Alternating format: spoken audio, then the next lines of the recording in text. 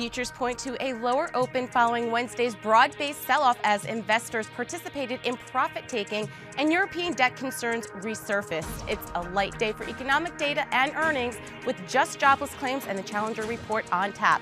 I'm Jill Malandrino, and the morning call starts right now.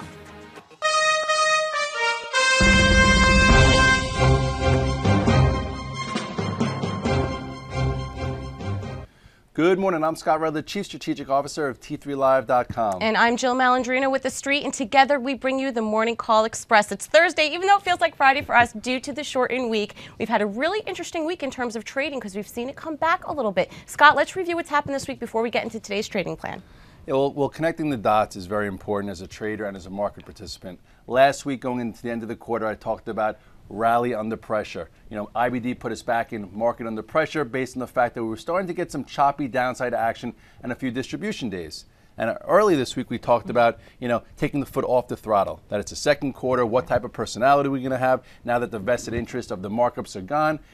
We could see some type of pullback. And as of yesterday, after yesterday's distribution day, we are now in what's considered correction mode. The question is, what type of correction do we get? So we have a lot on tap today. We have the jobless claims report and also Challenger job cuts. But what's interesting is you're going to still see some market action even though tomorrow is the holiday because we have the non-farm payroll report coming out, which is not typical because it's a bank holiday. I think there's only 2 times before since we've been recording it that we've seen it like that. Yeah, so traders have to figure out what to do. And for me, I've been light, I've been a little bit short. Today with the futures down, I'm going to show you in the chart. I'm going to cover my shorts, maybe put on a cute, few longs because we're I think negative 51 on the McClellan oscillator, which sometimes does produce an oversold bounce. So if you look here at the S&P, you will see, here are the trends, guys. This is what's very important. Here's the macro trend that we haven't even tested, and then the 2 other trends. Here's your intermediate trend, okay, that comes right back right into where we are. Obviously this momentum trend got broken. This is why I got rid of a lot of my longs, a lot of my portfolio approach type of scenarios. So here we are coming into this floor. This floor stands at 1386 to 1388. Last time we came into this trend line, we bounced. That was at 1340. So right here, if you've been short for the past few days, I would say cover into this area because we could see some type of flattening out ahead of those jobs numbers tomorrow. Moving along to our sector spotlight, we're going to talk about high beta tech. We've done really well trading this at the beginning of the year. If you haven't noticed, Apple's been up 50%, so clearly that's lended some support. But Scott, since we're talking about the SPX in our trading plan, let's also take a look at the Qs because it's just had monster performance this quarter.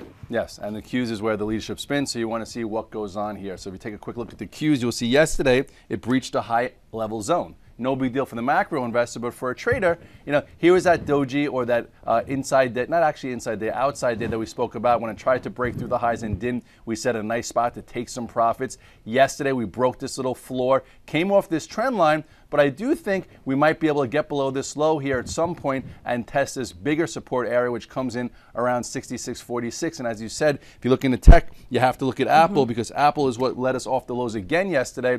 Still holds in well. It was off the lows. I'm going to actually try and trade a long versus yesterday's low of 617. You have the 10-day moving average of support right below it. And it got another upgrade today, I think, by Jefferies this time to, what, 700? Yeah, I mean, we saw 2 price targets up this week to 1,001, one to 1,000. There's only one negative broker on the street that thinks that it should be trading around the 550-ish level over at BGC. Moving along to the trenches, we're going to go into my favorite spot, the ags. We still expect some choppiness Q1, Q2, but this is really the back half story as potash fundamentals improve. Monsanto was out yesterday with earnings, blew it away, 22% on EPS.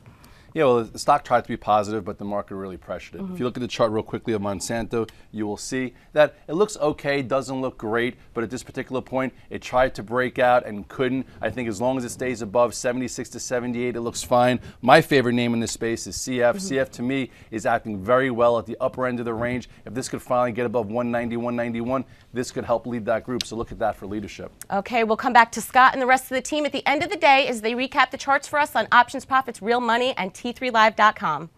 Hi, I'm Sean Hendelman, CEO of T3 Live, where we train, coach, and mentor traders in order to help you put your money to work with confidence. The T3 Live approach is a blueprint for you to recognize, adapt, and ultimately take advantage of different market conditions.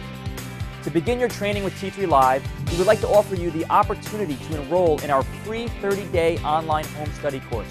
Fill in your name and email address, and I'll see you on the other side.